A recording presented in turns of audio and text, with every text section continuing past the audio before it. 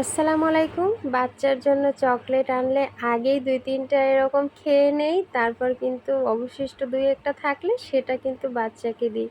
আমার মতন কে, কে আছেন কমেন্ট বক্সে জানিয়ে যাবেন। আজকে বাজারে গিয়েছিলাম আর এই বাজার থেকে মোটামুটি যে সমস্ত জিনিস প্রয়োজন সেগুলোই কিনে এনেছি। সব কিছুরই দাম বাড়তি। শুধু মোবাইলেই দেখি কম দাম, বাজারে গিয়ে মাথা খারাপ হয়ে যায় এমন অবস্থা। ইলিশ মাছ তো কেনাই যাচ্ছে না, মন ভরে ইলিশ মাছ কিনতে ইচ্ছে করে কিন্তু পারি না। এখানে 40টা ডিম এনেছি, ব্রয়লার মুরগির ডিম। এগুলোই আমাদের মধ্যবিত্তদের খাবার। তবে মধ্যবিত্ত বলতে এখন কোনো শব্দই নেই। একটা ধনী শ্রেণী আর একটা গরিব শ্রেণী, ২ শ্রেণীতে এখন বিভক্ত। এখানে কিছু শুকনো খাবার, টিস্যু, লবণ, চিনি রয়েছে।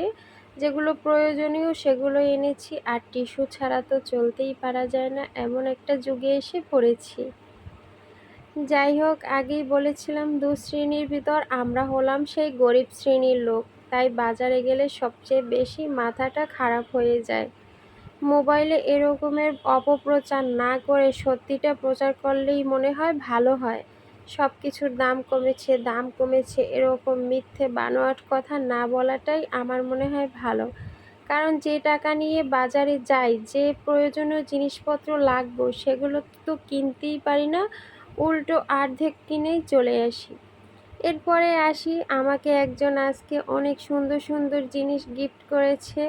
আমার দূর সম্পর্কের আত্মীয়, ওরকম রক্তেরও না, তবে অনেক সুন্দর সুন্দর জিনিস আজকে আমাকে দিয়েছে, সেগুলোই আপনাদের কাছে শেয়ার করব। বিগত কয়েকদিন পর্যন্ত মানসিক অসুস্থতায় ছিলাম, তারপর আবার মানুষের অত্যাচারেও ছিলাম। এই মানসিক অত্যাচার আর মানুষের অত্যাচারে দিশেহারা হয়ে গেছিলাম। এখন পরিস্থিতি মোটামুটি ভালো হয়েছে, তাই আবার আপনাদের মাঝে ফিরে আসলাম। মন মানসিকতা কিছুই ভালো ছিল না, তাই কিন্তু আপনাদের মাঝে কোনো ভিডিও করিও নেই আর আপনাদের কাছে কোনো কিছু শেয়ারও করিনি। এখানে এটা হচ্ছে চা পাতা, এটা নাকি বিদেশি চা পাতা। তবে বিদেশি অরিজিনাল জিনিস তো আর এখন মুখে মজা লাগে না, দেশি চা পাতাটাই আমার মনে হয় বেস্ট। এরপরে ১ বাটি পিঠা পাঠিয়েছে, আমার সবচেয়ে পছন্দের চাপা পিঠা।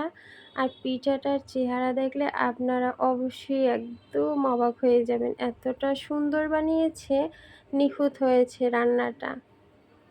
উপহার যত ছোটই হোক না কেন, খুশি মনে গ্রহণ করলে সেটাই অনেক বড় নেয়ামত। দেখুন কতটা সুন্দর, এভাবে চেনা না জানা না মুখের সম্পর্কের আত্মীয় এত কিছু একজনকে যে দেয় সেটা আসলে না বললেই নয়। এজন্যই এটা আপনাদের কাছে শেয়ার করেছি। আর পিঠাটা কিন্তু একদম মিঠাই দিয়ে তৈরি ছিল, খুব মজাদার ছিল। আমাদের মতন গরিবদের জীবনে মাঝে মাঝে এতটা ঝড় আসে, এতটা খারাপ অবস্থা হয়, মনে হয় যেন পৃথিবীতেই টিকতে পারবো না, পৃথিবীতে কোনো স্থানই নেই। তারপর আস্তে আস্তে আল্লাহ তাআলা সব কিছু ঠিক করে দেয়। শুধু সহ্য আর ধৈর্যের ব্যাপার, যদি এ দুটো থাকে তাহলেই আসলে থাকা যায়।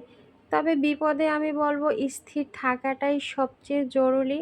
অস্থির হয়ে উপায় নেই। আর কোনো মানুষই পারে না প্রথম পর্যায়ে স্থির থাকতে, একদম অচেতন অস্থির হয়েই পড়ে। আর সেটার ব্যতিক্রম কিন্তু আমি হইনি। প্রথম দিক থেকে অনেক খারাপ অবস্থায় ছিলাম, আর এখন একটু পরিস্থিতি ভালো হয়েছে। আজকের জন্য এ পর্যন্তই। সবাই আমার জন্য বেশি বেশি দোয়া করবেন আর সবাই ভালো থাকবেন। আল্লাহ হাফেজ।